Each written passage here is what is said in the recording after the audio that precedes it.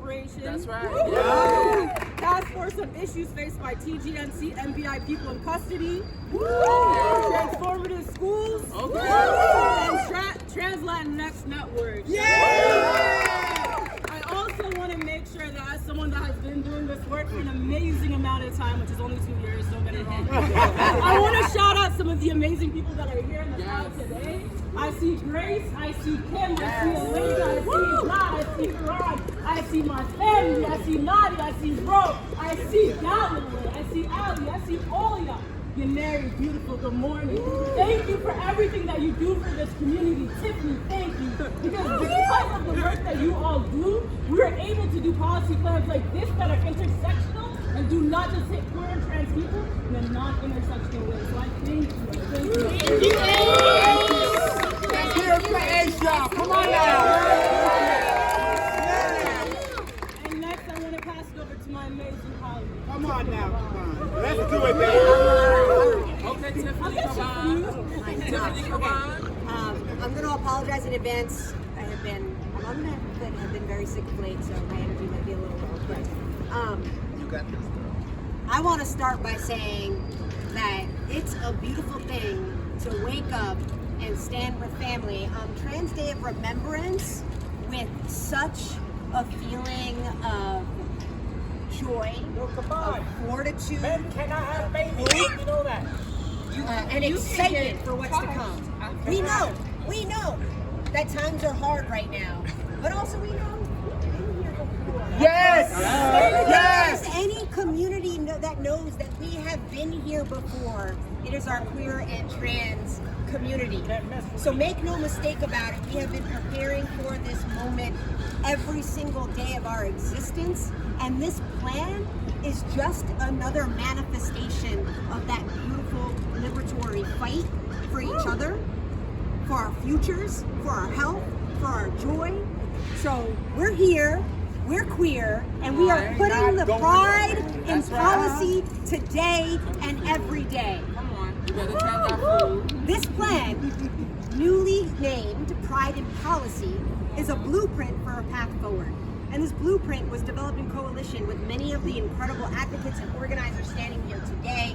You've heard a lot of those names. That doesn't even cover it all, because each and every one of these advocates, of these organizations, is part of a network who reached out to their own communities and got that input that was reflected at every single six roundtables. We went from the Bronx to Staten Island. We did the thing. And so in that vein, I also want to thank my policy and advocacy director, Nomi Tinkelman, for her tireless work with reality, because over the course of countless community roundtables, rounds of outreach, and over 2 years of collaboration with these leaders behind us and so many of hundreds of others around the city, that has made this project a reality. And over the next few years, the Council's LGBTQIA+ caucus must fight to enact each and every one of these policies and budget items. And we can't do it alone, that's a fact. Many of our demands are going to require significant investment that can best be met through increased taxes on the wealthiest New Yorkers, something that is under the state legislature's authority and not the city's. Under the upcoming Trump administration, federal funding to support the queer community will certainly be cut, and it will be up to the city and the state legislatures to take on that responsibility. We are the front lines. In a nation presently defined by backlash to years of advancement for LGBTQIA+ people and a presidential campaign marred by the scapegoating and harassment of queer people, New York City has a chance to re-cement itself as a bastion of progress and become the safest and most welcoming place in the nation for LGBTQIA+ people. And by enacting this agenda, we will move closer to our vision of a city and a world that is full of joy and love, and in which we will uplift and celebrate our beautiful queer community. So again, I am just filled with a lot of joy and fire and commitment here with y'all today. I will pass it back over to Ace so that we can keep the schedule going. Thank you, Tiffany. Clap it up one more time. I want to pass it over to Councilmember Eric Botcher. Yeah. Come on, let's hear it for Ace, everybody. Hi everyone, Eric Botcher here. I have the honor and privilege of co-chairing the city's council's LGBTQIA+ caucus alongside Councilmember Tiffany Caban. I want to thank my friend colleague Tiffany Caban for her great leadership of this conference, and I also want to thank my fellow council member Chris Marte for being here. By the way, anyone is welcome to join the LGBT caucus at any time. Thank you for your solidarity in being here. I want to begin by acknowledging the tremendous pain and fear and very real threat that this most recent election has instilled on our trans siblings, particularly trans people of color in our country. I think that this devastating election loss, of all the things that came from it, one of the absolute worst things that has come from this has been the effect on transgender Americans and the fact that the Republicans were able to exploit the unreasonable, unrealistic, unwarranted fears of equal rights for trans people and translate that into electoral gains. And I think it is vitally important that we loudly and clearly reaffirm our support for trans Americans and our full support for all their civil rights in our country. And I think it is vitally important that all cisgender gays and lesbians and all of us reaffirm that we are all in this together. We are all in this together. We have to acknowledge that this is not the first time that the Republican Party has effectively used LGBTQ issues as a wedge. In 2004, the Republican Party put anti-marriage equality ballot amendments on the ballot in many swing states, and that arguably helped elect George Bush for a second term. We didn't abandon marriage equality after 2004. We doubled down because we knew it was right. That's what we have to do with trans rights now. Reaffirm our commitment and move full steam ahead, because when you're right and when you fight, you win. In the end, history is on our side and we will win. We have to build coalitions throughout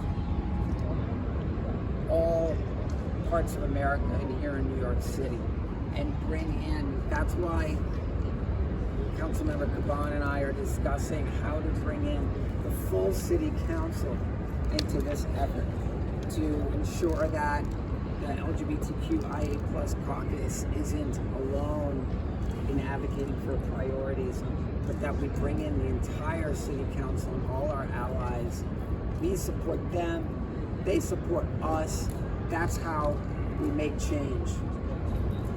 The legislation that we're putting forward as part of the city council's the LGBTQIA+ caucus legislative agenda is very much focused on our whole community, but it is very much focused on fighting for those members of the community who have been left behind, specifically trans people of color in our city.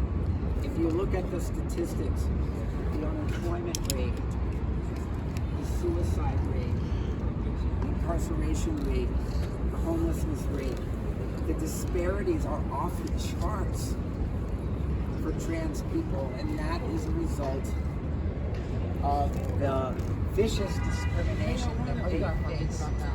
So we in the cisgender community, we need to recognize that all the rights that we've won, and we've won a lot,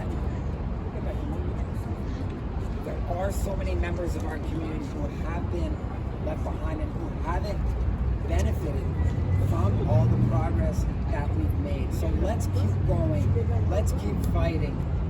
Because it's true what Kamala Harris says. When we fight, we will win. Doesn't mean we're going to win right now, but in the end, when we have truth on our side, when we have right on our side, we always win. Clap it up one more time for Councilmember Botcher. I want to invite up Councilmember Marte. How's everyone doing today? How's everyone doing today? I gotta apologize. I just got out of the dentist, so half of my mouth is still no. But I'm trying to bring as much fire as possible. And I want to say that. Oh, I want to say that you are not alone. That we understand the moment that we are in. The federal government is going to go backwards. There's no question about that. But we got to make sure that New York City, that our brothers and sisters are moving forward, because that's how we do it in this city. It's going to be hard because we have seen that even in New York City, misinformation is the truth to some of our colleagues. It's the truth to some of our neighbors. But that means that we have to step up more, pass legislation, organize, educate, and demand for change, because it can and it will happen. You okay with that, brother?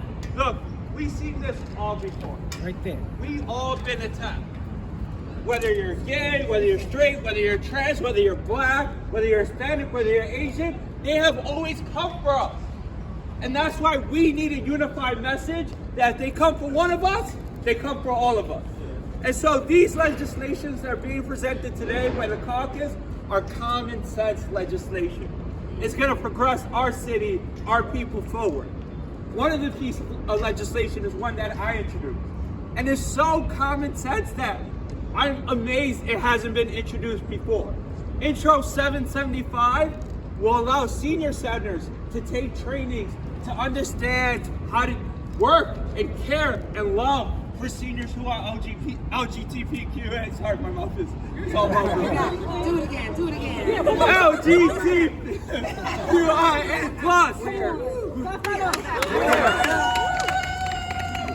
Because a lot of our seniors are feeling alone right now. They're feeling isolated. There's been work to undermine who they are, and so they come to these senior centers to find family, to find community, sometimes even find a meal.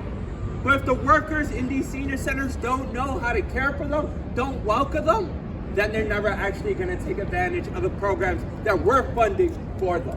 And so this legislation will force these senior centers all across the city to be educated, to understand on how to care for these vulnerable people. And so I'm here to stand with you. I agree with Councilmember Botcher and Councilmember Caban that we have to act like this as a full council and not just one caucus. And so that's why I'm glad to be here today. Thank you. All right, so like we promised, there's going to be some esteemed community leaders that get to speak today. And first up, somebody that's been in the game for a very long time, and there's a name that we all know, Mariah Lopez of Star. That's not enough noise, no shame.